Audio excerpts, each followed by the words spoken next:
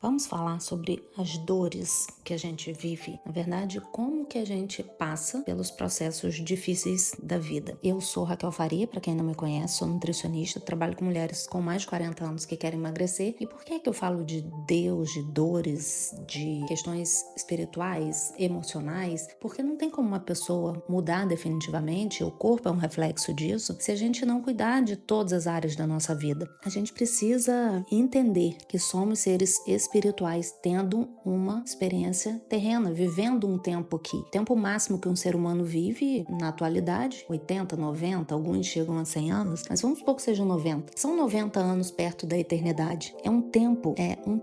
E quando a gente entende o poder do mundo espiritual sobre o natural, a gente não tem como viver nada, nem emagrecimento, nem problemas financeiros, nem problema de saúde, nem problema com filho, nada, absolutamente nada, sem colocar Deus no meio da história. No meio, em cima, embaixo, no início, no final, a todo tempo. Então, eu venho compartilhando com vocês sobre o meu diário com Deus e eu fiz uma anotação aqui em agosto de 2019, 9 de agosto de 2019. Eu escrevi assim: hoje eu fiz uma reflexão muito importante e eu gostaria que a minha relação com Deus mudasse por completo a partir de agora. Refleti sobre o que uma amiga tinha falado a respeito da mãe dela. Ela falou o seguinte: minha mãe sempre foi uma mulher de muita oração, porém, ela sempre fez isso com muita dor. E aí eu comecei a refletir sobre as promessas da Bíblia, porque uma pessoa que tem um relacionamento com Deus durante uma vida e uma vida de dor, de sofrimento, tem alguma coisa errada. É óbvio que a gente passa por momentos de dor, por situações difíceis, que as nossas emoções ficam fora do controle do Espírito. A gente muitas vezes deixa a emoção subir tanto que o Espírito Santo não transborda de nós. E a gente precisa acreditar em cada uma das promessas, porque se a gente acredita no que a Bíblia está dizendo, é impossível a gente viver dessa forma. E nessa época aqui, nesse dia, eu tava vivendo uma situação e eu coloquei isso aqui como exemplo, né? Eu tava com muita expectativa sobre um final de semana que eu ia passar com algumas pessoas, algumas situações, e eu tinha feito um propósito, tinha feito jejum, oração. E se eu acredito nas promessas de Deus em relação à oração, intercessão, jejum, em relação à fé, ao amor de Deus, o cuidado, a ser sal e luz, a função que a Bíblia diz que a luz, e o sal e a luz mudam o meio de forma definitiva. Não tem mais como algo continuar sendo do mesmo jeito depois que uma semente de Deus foi plantada ali. Então, se a gente acredita nisso tudo, a gente precisa ter alegria, ter leveza e ter certeza da vitória. E não ficar dentro daquela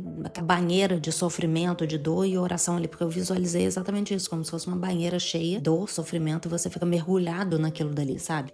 E aí, continuando a ler aqui, estava escrito uma passagem, dizendo qual é a passagem, não sei agora, vou marcar depois lá qual é, que fala assim: clamou este aflito e o Senhor o ouviu e o livrou de todas as suas tribulações. O anjo do Senhor acampa-se ao redor dos que o temem e o livra. Provai e vede que o Senhor é bom. Bem-aventurado o homem que nele se refugia. Temei o Senhor, vós os seus santos, pois nada falta os que o temem. E aí eu pensei, cara, tudo que está escrito na Bíblia a gente tem que levar ao pé da letra, porque o que é fé? Não é acreditar na palavra de Deus, mas a gente tem que acreditar não no que ele vai fazer, mas sim de que ele já está fazendo. Tem uma passagem lá em Daniel que fala assim, que as orações dele já estavam sendo ouvidas desde o primeiro dia que ele aplicou o coração dele a Deus. Então, desde o primeiro dia, mesmo que as coisas comecem a aparecer uma semana, 6 meses, 5 anos depois que você começou a orar por alguém, por alguma coisa, ou por você mesmo, desde o primeiro dia suas orações já estavam sendo ouvidas. A Bíblia também diz em 1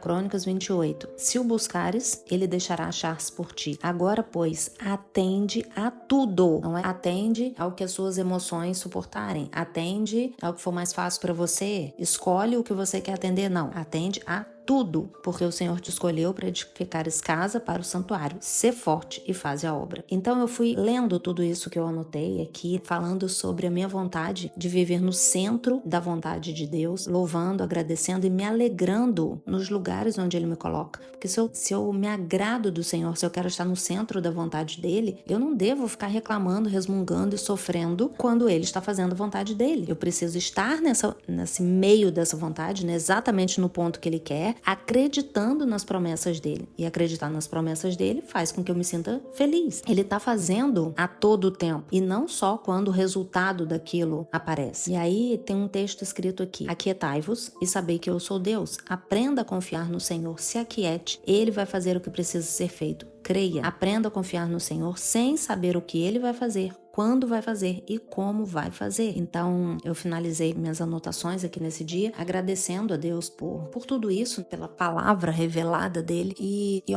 hoje, aconteceu uma coisa muito interessante, assim, ontem eu fui dormir pensando sobre uma situação e hoje eu acordei falando sobre isso para Deus. Senhor, me explica, me ensina, por que da cegueira? Por que a gente se torna incapaz de enxergar as coisas? Por que pessoas boas vivem situações tão difíceis porque não conseguem enxergar algo? Eu vivi 20 anos de uma forma que eu não deveria estar vivendo. Olha, eu fico pensando assim, 20 anos não foram 20 dias, não foram 20 semanas, foram 20 anos. E eu tava perguntando para Deus sobre isso, né? Sobre essa incapacidade de enxergar as coisas. E aí uma amiga minha postou um print no Instagram dela e ela posta isso com muita frequência. 99% das vezes eu não paro para ler, mas hoje eu parei e tava falando exatamente sobre o Isaías 35:5, que fala assim: então se abrirão os olhos dos cegos e se desimpedirão os ouvidos dos surdos. Ou seja, tem várias outras coisas aqui, né? Não vou ler tudo, mas foi Deus falando exatamente isso, que Ele vai abrir os olhos. Só que a gente precisa criar intimidade com Deus para isso. Ou a gente precisa gerar a venda dos nossos olhos e nós precisamos criar intimidade com Deus para isso, ou a gente precisa criar intimidade com Deus para isso, para ter a validação espiritual para interceder por alguém e aquilo acontecer. Porque a Bíblia manda a gente interceder pelas pessoas. E eu acho que o maior desafio de interceder por alguém é pensar, mas essa pessoa tem livre-arbítrio, essa pessoa não quer o que eu tô orando, não quer o resultado da minha oração, ela quer um caminho diferente. Como que Deus vai passar por cima do livre-arbítrio dela e fazer o que eu tô orando e não o que a pessoa está escolhendo? Como Deus vai fazer? Não sei. Quando Deus vai fazer? Não sei. Eu só sei que a Bíblia manda a gente interceder. Se a Bíblia manda a gente fazer isso, é porque essa é a vontade de Deus. E de alguma forma, Ele vai mover o coração das pessoas em favor da sua oração, porque você está buscando a Deus, porque você está comprometida com Ele, porque você é a filha dele, está diante dele em súplica sobre aquela situação. Então, toda a minha reflexão hoje é: obedeça a Bíblia. A Bíblia traz muitas promessas e não faz sentido vivermos a vida com peso, com dor, com sofrimento, com medo. A gente tem momentos de medo, momento de dor, momento de sofrimento, mas a gente vive uma vida só trocando de problema, só trocando a justificativa pelo qual a gente se encontra assim, a gente não está acreditando nas promessas bíblicas. Então, esse é meu recado para você hoje. Leia a Bíblia, acredite na Bíblia, se agarre num determinado versículo e medite nele até que aquilo entre na sua cabeça, até que aquilo se torne uma verdade para você. Esse é o desejo de Deus para nós. Sem fé é impossível agradar a Deus. Esse é meu recado para você hoje. Um beijo.